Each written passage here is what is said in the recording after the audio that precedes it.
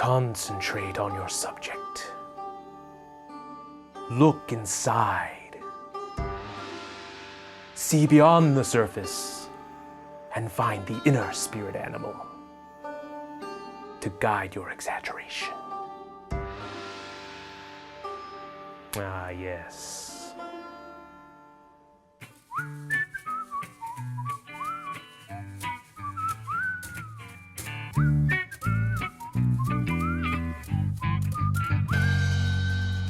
There are certain people, certain faces that when you look at them, you think of something or someone else. The person could have physical traits that remind you of a certain animal because of their head construction, features, or just a particular facial expression you find in one photo. Or it may not be an animal at all. They could remind you of a plant, or an object, or even another person. So I use the term spirit animal loosely. And sometimes there doesn't even need to be a physical resemblance between the two. Their spirit animal could simply be something that's associated with their personality or public persona. Once you've figured out the spirit animal for your subject, try to work that creature or that object into the exaggeration. But remember, you're not necessarily trying to create a human-animal hybrid, like in this awesome caricature of President Lyndon Johnson by David Levine. And you shouldn't just paste your subject's head on an animal body like we saw in the Darwin illustrations. The spirit animal, or object, should just influence the design and inspire you to exaggerate in ways you would never have thought of on your own. And the animal doesn't necessarily need to be obvious in the final drawing, as it is in this caricature of P.T. Barnum. Just let it inspire the initial shapes in an abstract way. This technique helps me a lot personally, because normally I tend to exaggerate my subjects with a very literal and realistic approach. But whenever I assign the right spirit animal to my subject, it helps me draw more exaggerated and interesting caricatures. Example 1. Our first example is one where there's a strong physical resemblance to a particular animal. American Senator Mitch McConnell's spirit animal is a turtle, or more precisely, a Galapagos giant tortoise. Comedian Jon Stewart of The Daily Show famously had a long-running gag about McConnell looking and even sounding like a turtle. But that's something I had thought on my own when I first saw the senator on TV years earlier, so I've always wanted to do a turtle caricature of him. If you look at the senator from different angles, it's an easy comparison to make. The puffy face, the long tapering neck, bulging, widely spaced eyes, a weak chin, a long philtrum, and lipless mouth all contribute to the tortoise look. So, to start, I do a quick thumbnail sketch of the tortoise. I'm not doing an exact copy of the tortoise as I see it in the photo, but a slightly anthropomorphic version of it, so its proportions are more human. Then, I begin my sketch of Senator McConnell on top of the reptile. I try to find points on the senator's face that correspond to the tortoise's anatomy at first.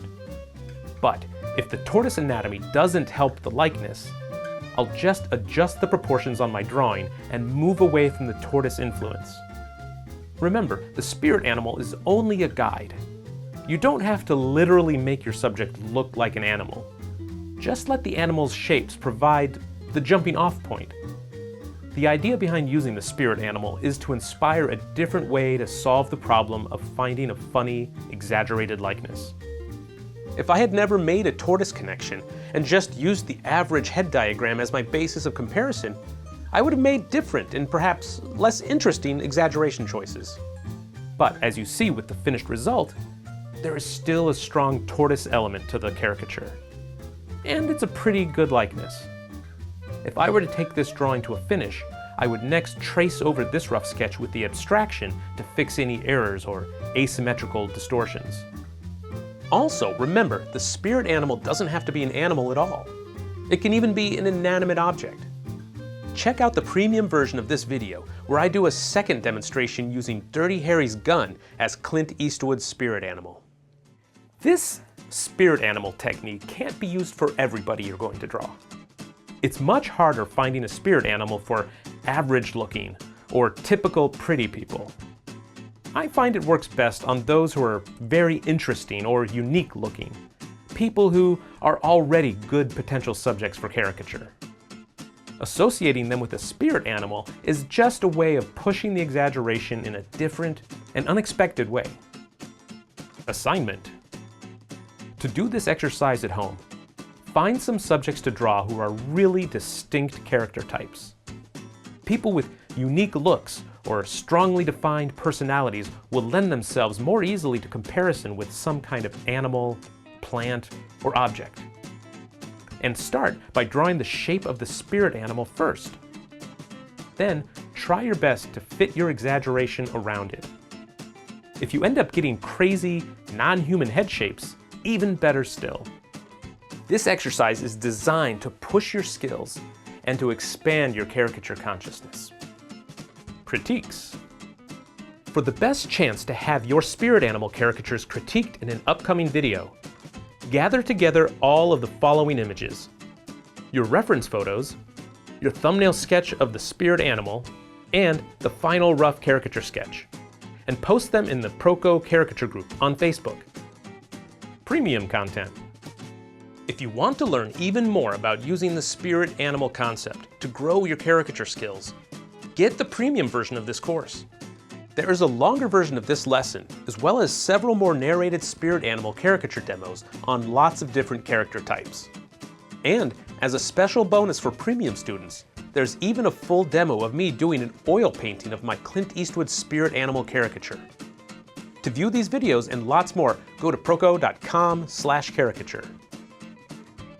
If you enjoyed this video, share it and tell your friends.